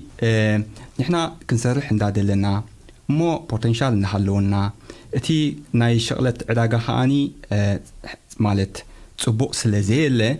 اتي صقامات رودي حجي بوغن كان ابنت كنزيتات كسمع كلها من البات كم إيرتراو متن انت يسمعك بلكعك أبي تصقم تبل من البات كم مفتح كون إلك حسابات انت ده هل يكون كتبنا تخيلها ويل ترى حد سمع خو زي كنا اب ودما مساتف كساتف جمير له كاب عامي اتحيزو كاب كلتشن 15 مالتي سوشيال انثروبولوجي قلوب اصني عنير اب يونيفرسيتي ناي بازل كلخو مبزحت تتمكرو زنبره ناي تتمرتي ناي تطعنا سلازخونه اب سرح كسرح كلخو ناي تطعنا نغرات راح ينيرو سلازي حد غيزي انتاي صقمات يغاط مالتيو نتي كال سونت كاطعنا كاب راسخاس كاب اغرخا زلو طعنا እንደገና ካልኦት ማህበራዊ ዝኾኑ ጸገማት ኢኮኖሚያዊ ዝኾኑ ጸገማት ባህላዊ ዝኾኑ ጸገማትን ኮላይ ነቲ ኩነታት ናይ ጥዕና ይውስንዎ ስለዚ እታኒሽቴ ሶሻል አንትሮፖሎጂ ደጽና አخوا ማለት ክትሕግዘኒ ኢለም ናብ ካሪታስ አመልኪተን የረስራሕ ክረክብ ማለትዩ መስዓቶም ድማ ካብ 2015 ጀሚረ ኣብ ናይ ፋክሽተልቦንን ዝበሃል ክፍሊ መስዓቶም ይሰርሕ ኣለኹ ንምንታይዚ ምስተሰብ ቀሊሉ ተራኺበም እቲ ዝበልክዎ ማለት እቲ ሶሻል አንትሮፖሎጂ ወይ ድማ እቲ ማሕበራዊ ኢኮኖሚያዊ ዝኾኑ ናይ ሰባት ጸገማት በቀሊሉ ንኽረዳ ክሕግዘኒ ማለትዩ ስለዚ بسنكخم ودماني أبزي وانزي بوزح أستمرو ن دك عد مالتي لر بيرسونال كخونو خلو يهبنا أمنت دحلف سومن أب بازل نمهاران ناي فورماسيون ويدمانا إيكاب هيبنيرة بزعبازي كودايز حجز حتى كان نزل ملكت مالتي بمنتهى كل جزء جمر ኤርትራ እንታይ ነይሩ ወይ ድማ ኤርትራው እንታይ ነይሩ ብዝብል ይኹል ግዜ ዲጅምር ኣዝዩ ጽቡቕ ዓዲ ከም ዘለና ኣብ ውሽጢ ዝተወሰነ እንታይ ድበሃል ሰዓታት ብሙሉእ ሲዝን ወይ ድማ ብሙሉእ ወቕቲ ክትሪኦ ከም ትኽእል ንኣብነት ናብ ምዕራብ ክፍል እንድሕር ከይድካ ናይ ደረቕ ወይ ድማ ናይ በረኻ ዓይነት ክትሪኢ ትኽእል ናብ ናብ ቆላ ማለትዩ ድሓርና ብላዕሊ እንድሕር መጽኢኻ ድማኒ ናይ ደጋ ኩነታት ክትርኢ ትኽእል እንደገና ብምስራቃዊ ሸነኽ እንድሕር ከይድካ ድማ እንደገና ናይ ቆላ ባሕሪ ኣብ መንጎኡ እውን እዚ ወይና ቆላ ዝበሃል ናይ ክልቲኡ ወይና ደጋ ኦኬ ናይ ክልቲኡ ክትረክብ ከም ትኽእል ሓደ ሰብ ኣብ ውሽጢ ዝተወሰነ ሰዓታት እዚ ብሙሉኡ ክረክብ ከም ዝኽእል ኣዝዩ ንቱሪዝም ጽቡቕ ዝኾነ ዓዲ ከም ዘለና እንደገና እቲ ህዝቢ ድማ ኣዝዩ ጻዕራም ከም ዝነበረ ኢብን ኤርትራውያን ቤት ምህርቲ ካብቶም አጥቢቆም ሓያላት ዝነበሩ ኢብን ኣብ ናይ ዩኒቨርሲቲ ናይ በዓል ኣሜሪካ ከይተረፈ ኸማን ብጽቡቕ ዲግሪ ብጽቡቕ ነጥቢ ዝውዱ ኣብ አዲስ አበባ ዩኒቨርሲቲ ከይተረፈ ኸማን ካብቶም ኣለዉ ዝበሃሉ ዝነበሩ ተማሃሮ ንሳቶም ምዃኖም ዋላ ኣብ አዲስ አበባ እንድሕር ኢኻዮ ውንት ናይ ስራሕ ኩነታት ካልእ ነገራት መብዛሕትኡ ንሳቶም ይዕብልልዎ ከም ዝነበሩ ኣብ ካልእ ኩነታት እንድሕር ኢኻ ድማኒ ብስራሕ ማለት እዩ ብሓገዝ ደይኮነ ብስራሕ أزيم فلوتات بتبب أزيم فلوتات ومثلا لنا كوي هبن هبي يجبر زبل مثلاس نسرح زلوا خبريت هزب زقل صلوا مثلا عندك أنا دماني إن فاكت أبو جيرومنا عين بلنت إليان جن كابت إليان زورسنا يون بوجح أبو نجارات هالو فاكت أبوتاتنا عند حرينا يومون أبو نجارات بوجحهم دزاربو بزعبات إليان جزار أسهم أبوتاتنا زبلوهم زنبورو نجاراتون حدا كابزي مرة جاجتي مالت أزيوم نفعاتكم مخانم أزيوم كرياتيف ويدماني بلحتكم ከም ምዃኖም እዩ ስለዚ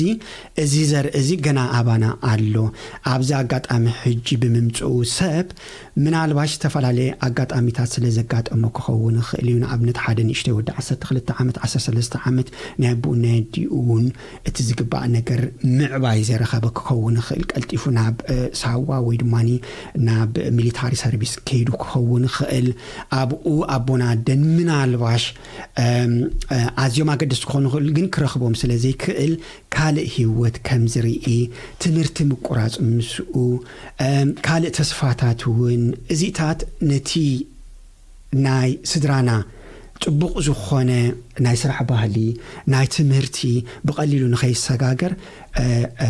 አንቂፉ ማለት እዩ ስለዚ ዞም ሰዋት እዚኣቶም ከምኡ ዘጋጠሞም ክኾኑ ይኽእሉ እዮም ኣነ ካብ ኣቦይና ኣብነት ሕጂ ብዙሕ ዝተማሃርኮ ነገር ኣሎ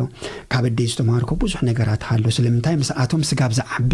ስለ ዝነበርኩ ማለት እዩ ስለዚ ካብ ስድራና ብፍላይ ካብ ኣቦናን ካብ ኣዴናን ብዙሕ ነገር ስለ ንረኽቦ እዚ እንድሕሪ ፌይል ገይሩ እዚ እንድሕሪ ዘይረኺብናዮ ግን ብዙሕ ነገር ከም ዝጎድለና እቲ ናተያራያ ስለዚ ከምዚ ለኤድ ዛረብ ናብነት ኣብ ዝሓለፈ ሰሙን ብዙሕ ሕቶታት ይሓቱኑ ነይሮም ከምዚ ኮነን ኤርትራ ካብ ቅድሙ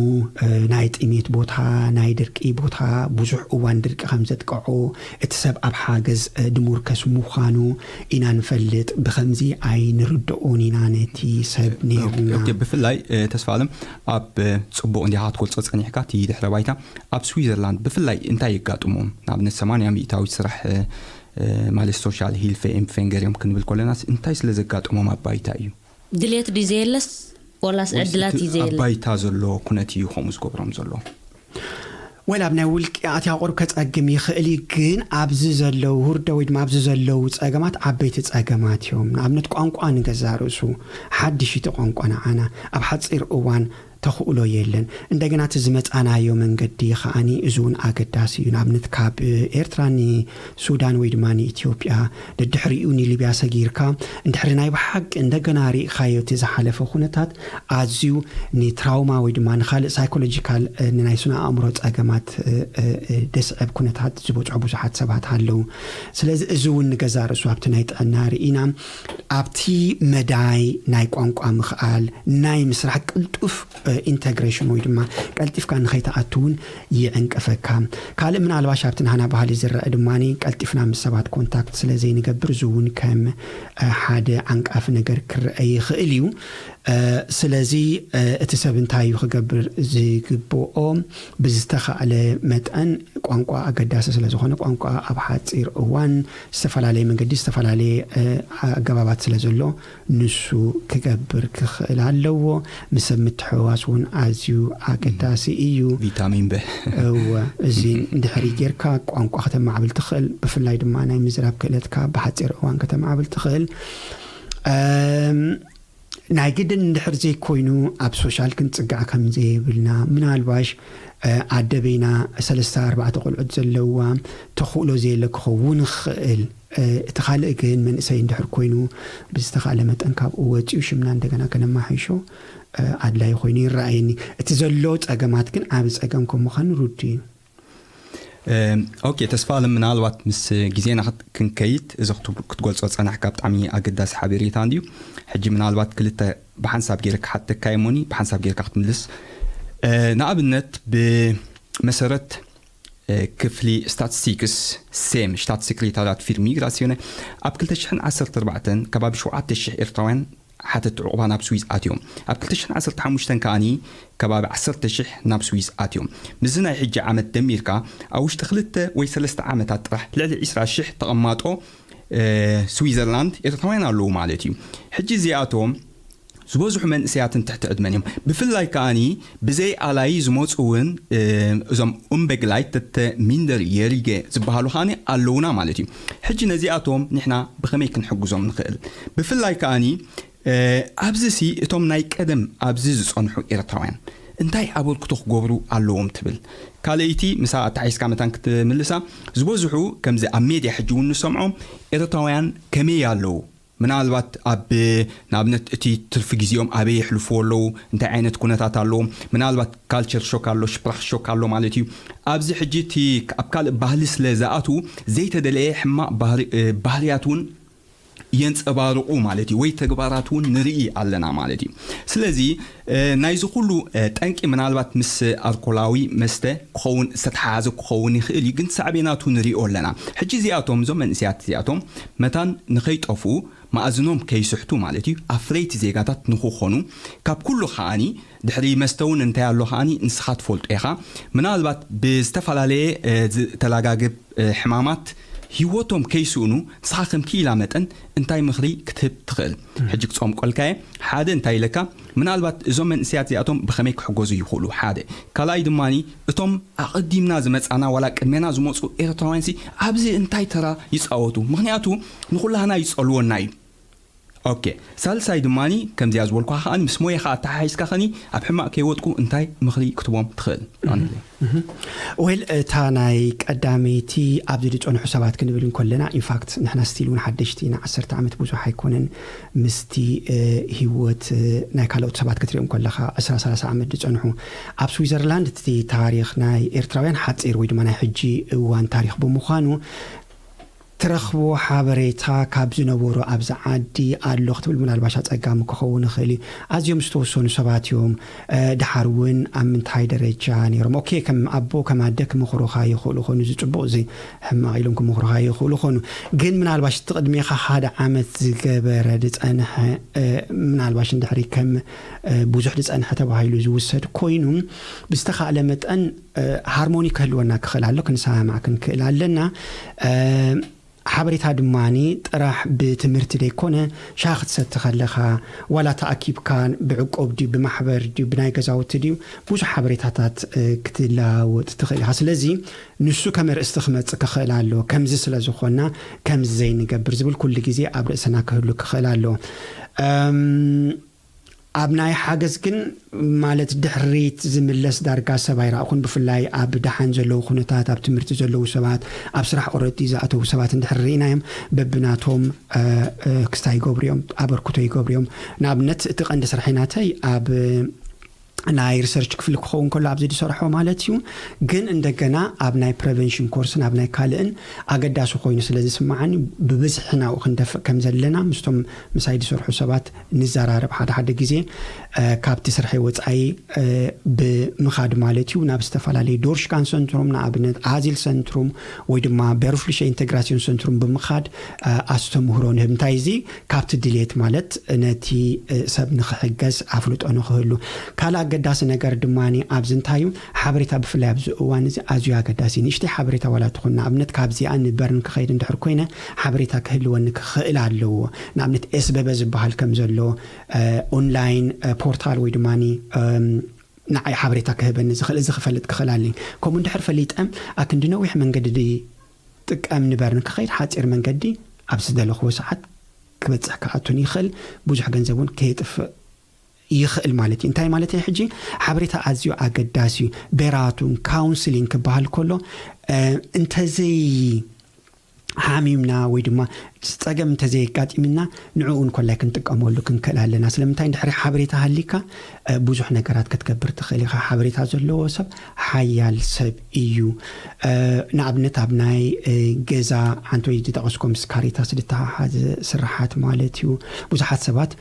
هاوز اوردنو انتايكم مخانو حقتات ناي غزاوت انتايكم مخانو بلك زي مفلات ابصقمات اتو ابصقمات مخا ازيو اقداس زخونه نعخا ايفن نخيت نبر كمان زي قبركا سلمتاي ندحرتي اوردنو ويدما حبريتا نايت غزا ناي ميتفر تراك ناي وعل غزا ندحر لك بلك زي فليت كا وشت انتاي كم زلو ندحر زي تردي كا زي حسكايو انتاي كم تكبر كم زغباكا ايتفلتن نابنت بوخوم وسبات مسغراب تستباسلو مسفربالتون ويدما ون انت غزا استباسلو كافت غزا خوص غددو سبات حلو سلازي كم زيتات نخيغاطم مجمرتا حبريتا ازيو اقداس سلازخونه حبريتا ادلاي ابزخونه اشش كنبلو يبلنان ناي قدن زغونه اقاطيمنا زي كونه اقدمنا اندحري نبيراتو نكاونسلينج نحبريتا ابستفالاليت كفلتات اندحركينا بنيطنا طرح زي كونه ابستفالالي ازيو صبوي كالا ابتا خاليتي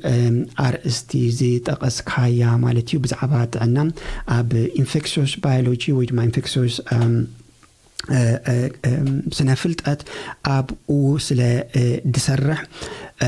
انتهايوتيك عندي أقداسي كم تيزبالكو مالتيو سب ناي قدن ملكت ريو أبسو نوتو مجمرتها ناي قدن تستغبرالو ويدماني مرمرا انتاي زبهال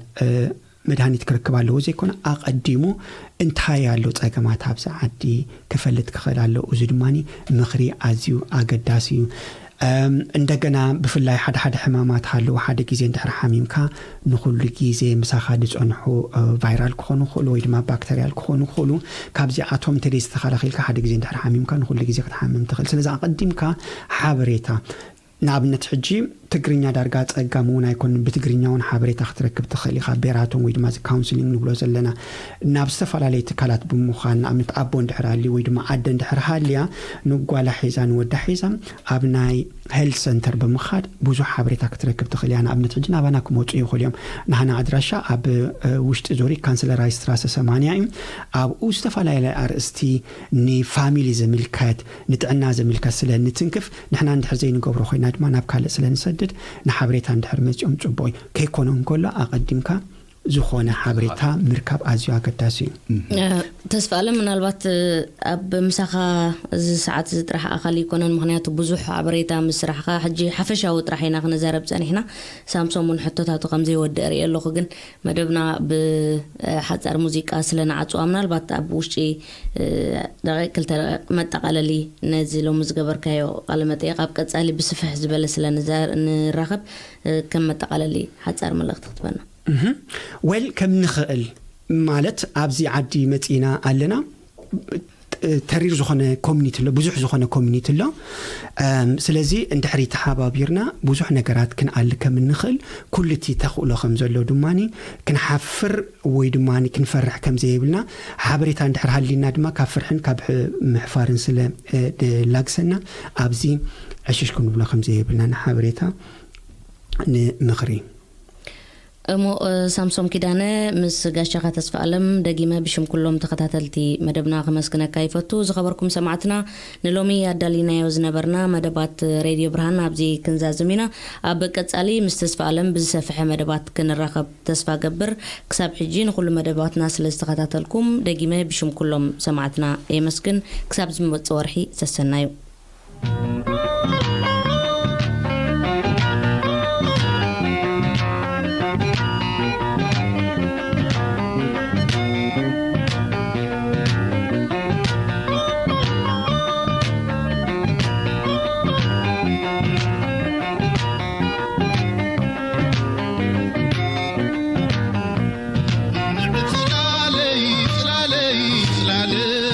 لا لو لي خبط قصري